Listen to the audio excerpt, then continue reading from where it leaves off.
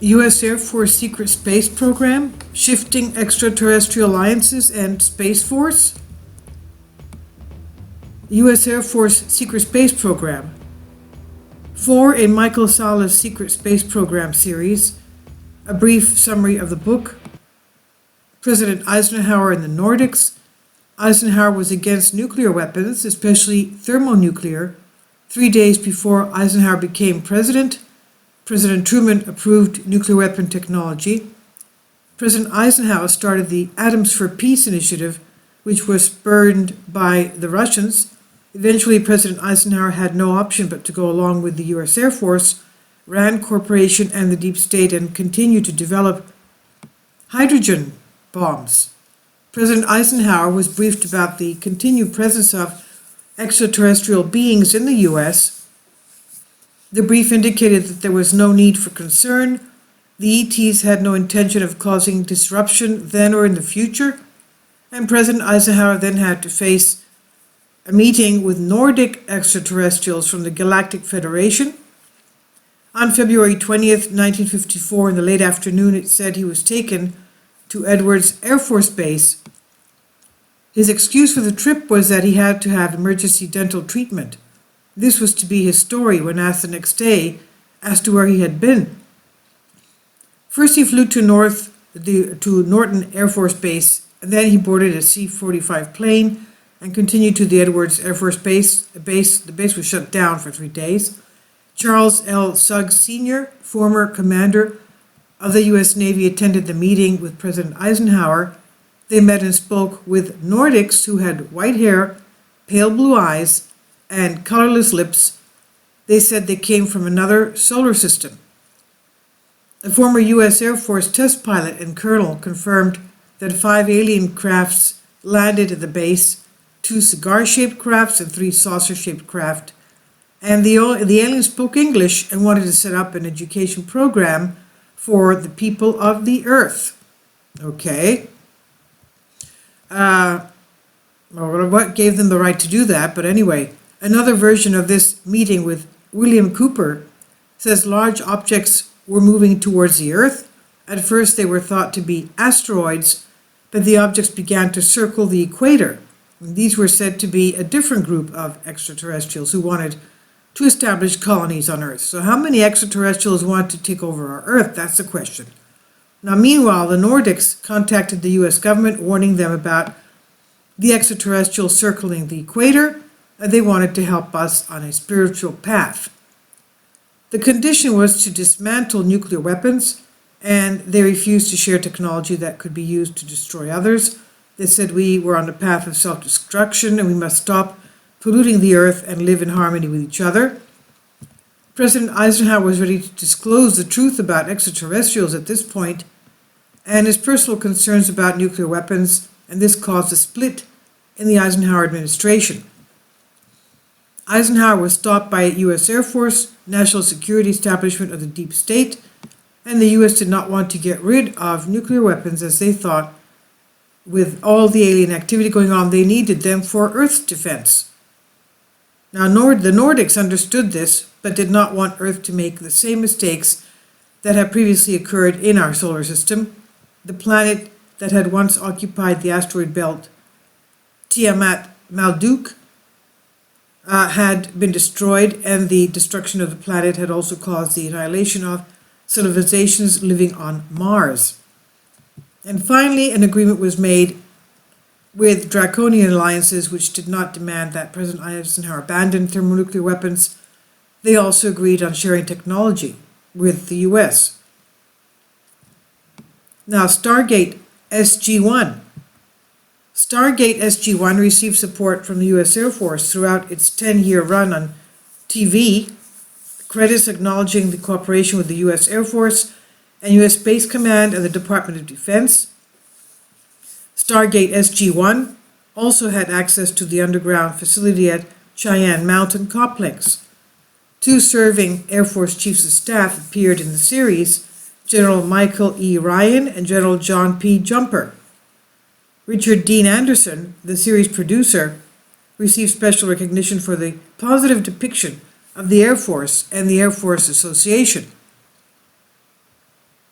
Whistleblowers have stated that SG1 was part of soft disclosure of a galaxy-wide portal system, and Corey Good explains that there are natural portal systems that current era portal systems, plus ancient portal systems built on Earth and left behind by ancient civilizations. In the TV show, a similar scenario plays out as the crew of SG1 travel through portals known as stargates built by ancient races of beings thousands of years ago. The portals are similar to the stargates shown in the show, and Corey Good has also stated that portals have numerical addresses like they have on the TV show.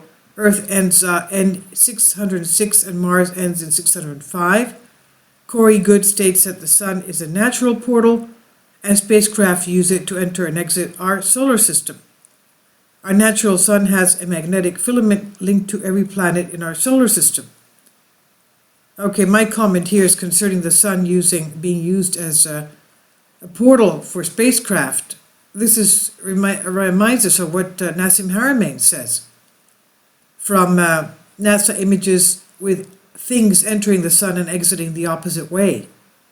And he believes that it could be that alien craft are using the Sun as some kind of a wormhole or a time portal or distance portal.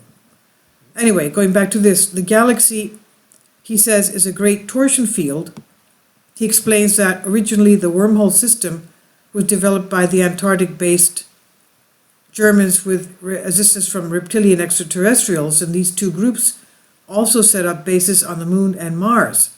Now, how they exist up there with their fundamental necessities being given to them, like air, water, food, I have no idea, because these are not found on the Moon and Mars. So how can anyone exist up there with colonies? That's the question. Now, going back to this, Emery Smith said there are several dozen traversable wormholes. Natural and artificial portals exist, and they look like three sides of an upright door frame. And it's said that in the Middle East they have found portals, and there are portal technologies and cylinder seals explaining how to use portal technology. Henry Deacon, aka Arthur Newman, claimed portals were discovered in Iraq, and the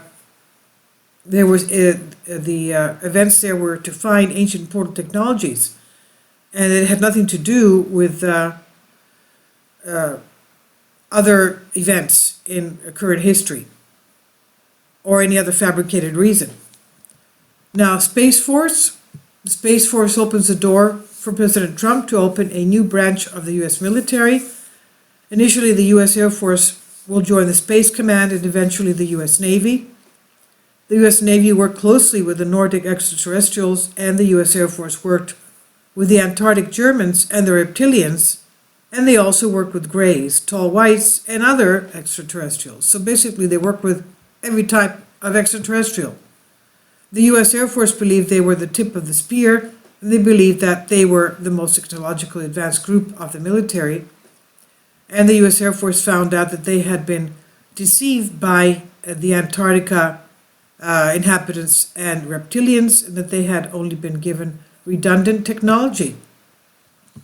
And in the meantime, the Navy had significantly advanced their programs and were patrolling the entire solar system. They had been helped by the Nordics with their more advanced space program, and this, of course, has to do with, I guess, what William Tompkins tells us. Although William Tompkins, who a couple of years ago passed away, never explained to us how the human colonies on the Moon and Mars exist. How are they given their fundamental needs for life? Air, water, food. We have no idea. Now, going back to this, once the U.S. Air Force found that they chose to work with the human-looking extraterrestrials who were willing to assist in their development with space technology, the Nordics stepped up in the past to help worlds break free from corruptive influences like the Antarctic reptilians and draconians. And the U.S. Air Force is now working closely with President Trump, they say, to eliminate the deep state through the creation of a space force. Now, what has one to do with the other? Now, this picture was given by someone. It supposedly shows a picture of Earth, that we see this sphere on top of it in the foreground, and behind that is the moon on the left, around 9 o'clock position. And at the 12 o'clock position is supposedly a linear type of cigar-shaped UFO. And now, from what Corey Good says, this thing was sent to him by one of his viewers. It looks to be like a 1950s photograph of the Earth, the moon, and this UFO over the Earth, between the Earth and the moon. And that's what we're looking at here. Now, going back to what he was saying, there's an enclosed little video. He says that this was sent to him. He had it examined by various people. They didn't find anything on social media concerning this. It could have been a picture taken from a screenshot of something. But one man that was doing a 3D space examination of this claims that it doesn't make sense because, first of all, the stars are too bright. And second of all, if we assume that this is the Earth and the moon at 9 o'clock position, well, the moon shows that the sun is towards the 3 o'clock position, shining on the moon. And what's shining on the Earth, making it look like the sun is at the 9 o'clock position, 12 o'clock position over the Earth instead of 3 o'clock position as it is on the moon. So, in effect, it looks as if the sun is not in the correct position to be lighting the Earth on top.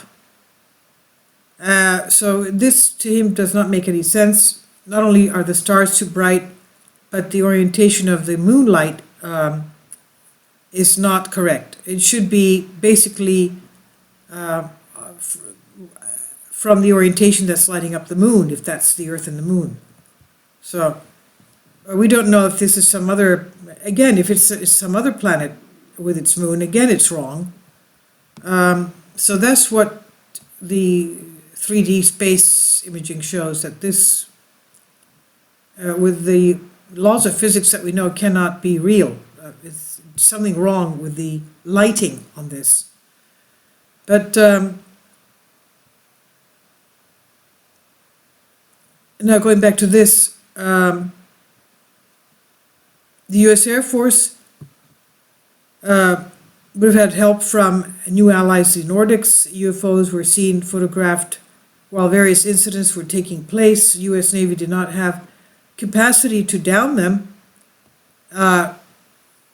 The recent tests failed in a similar scenario. They had no technology to protect Earth from these things. President Trump asked for documentation that would free America from the iron grip of the deep state, and the documentation was held in Hawaii. The deep state would not surrender information to President Trump.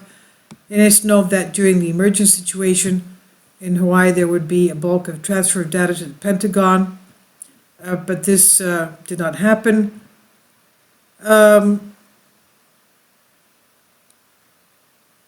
Anyway, the summary of this article covers a few intriguing revelations about the book, and excellent, fascinating reading.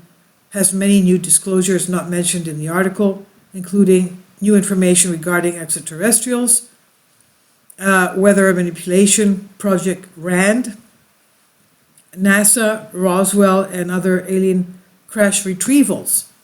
Many questions are answered in this book. For anyone wanting more information on UFOs and history of the secret space programs, this is by Julie Alexander. Humans Are Free. And I don't know, tell me what you think. I definitely think this image is totally not logical. It's just not logical. We don't know who sent this in. Corey Good doesn't even know what this image is of. He had people examine it, and they believe that something just doesn't make sense. It seems that the Earth is overexposed somehow from the wrong direction, and the moon is showing light coming in from another direction, and this supposed craft, whatever it is, it just doesn't make sense, and the stars are overexposed. And we don't know what star systems these are, and Corey Good says if anybody knows what star systems these are, to let him know. Anyway, tell me what you think. I think this is totally illogical, what we're looking at. And if we base our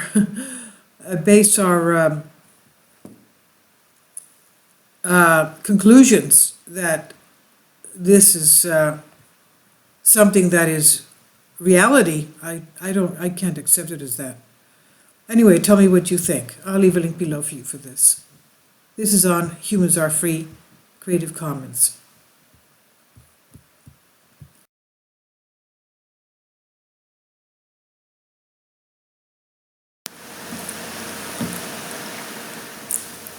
If you'd like to join me on my Patreon account, you will hear content not covered by mainstream media. These riveting stories will be based on my research, and I will state my opinions and give my personal insight on diverse and controversial subjects and world events not covered by mainstream media, and not supported by YouTube guidelines. So whatever I have on my Patreon, most of those will not be on my YouTube channel. Please consider becoming a member today. More of the most significant and important videos will be on my Patreon channel. Your support helps me to continue my research and keeps this YouTube channel alive. And we depend on your support, your generous charity, because we help economically challenged families here in Athens, Greece, in Kapota, and we also help the young generation with university tuition and the community around our church. Thank you.